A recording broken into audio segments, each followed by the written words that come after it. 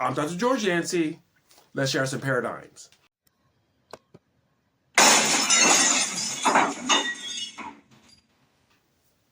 Paradigm we share today concerns a healthy male identity. A lot of people have complained about Andrew Tate with good reasons.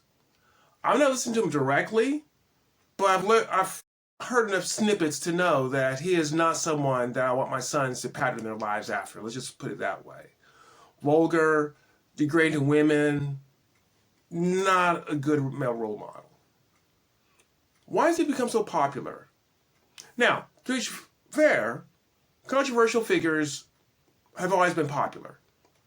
Sometimes pushing the edge makes a person popular. But I think there's something beyond that. I think that there's a lack of what I would call a healthy male identity. Here's what I mean by that.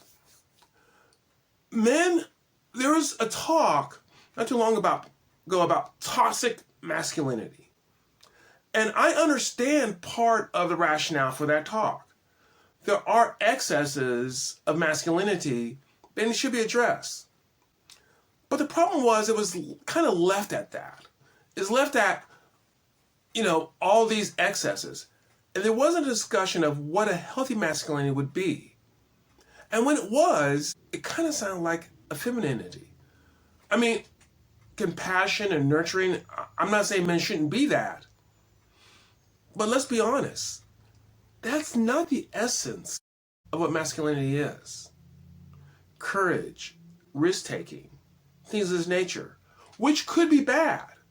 Just like too much nurturing can be bad when a situation calls for an assertiveness, obviously being too assertive can be bad as well. And what I think this did is it distorted what it means to be a man.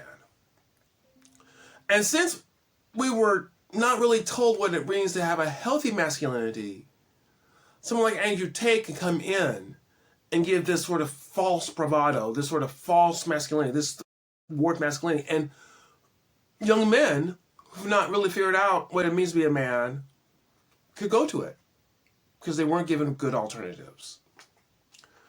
Adapting a weak masculinity that's sort of like a femininity is not the solution to the Andrew Tates of the world. What we got to do is think about what does it mean to have a healthy masculinity. Now, before I go on, if you're enjoying this sort of talk conversation, consider liking this video, subscribe to this channel. These sort of things help a channel like this to grow. So my point is a lack of positive male identity has consequences. Men are going to go somewhere. If they're not going to go to some sort of positive male identity, where they're going to go, they'll go to places where it's not so positive. And we have to think about this. We have to think very carefully about how we can do this in a positive manner. And I know that some of the comeback is, well, aren't men, don't they have advantages in our society anyways? Why do we have to talk about what a good man is? I fully admit, as a man, it's still a man's world out there. And I have advantages women don't have.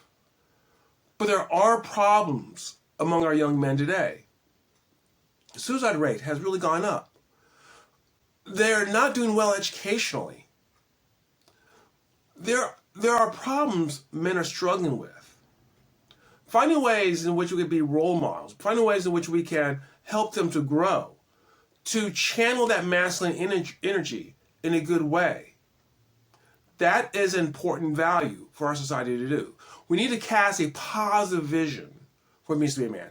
And that vision has to be more than just being a watered-down woman. I'm sorry. Men and women are different. That is not a sexist statement. It's not just a physical difference. Men and women have, and this is not to mean that a woman cannot act in a masculine way or a man cannot act in a feminine way at times, or a man who's more feminine than other men or more masculine than other men. But masculinity and femininity have differences. Sort of adventure seeking, the risk taking, which can get out of control, but that plays an important role in our society. There are things men can offer and do offer. I'm not going to give you all the answers here. I think is a question we're only beginning to ask in a very real way. And I want to promote us thinking about what would a healthy masculinity look like and embracing the differences between men and women, not denigrating women at all. To say that men are different from women does not have to denigrate women any more than saying that women are different from men has to denigrate men. Embrace the differences and encourage men to use that sort of energy, that masculine energy we have to make society better. Instead of tearing down our society. And let's not tear down men. This is not to say that there aren't men who are doing bad things. There are women doing bad things too. There are problems more unique to men, problems more unique to women. So let's address those problems without having to tear down all men in general. Let's look at what creates a healthy male identity, and let's embrace that as a good thing to do, not as a sexist thing or a thing that's patriarchal, but a good thing.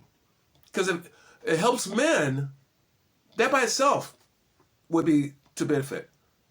But helping men will help women. Because women, where are you going to find your mates other than finding good men? Let's build a pool of good men with a healthy masculine identity. I hope you enjoy this. If you do, please come back. We can shatter some more paradigms.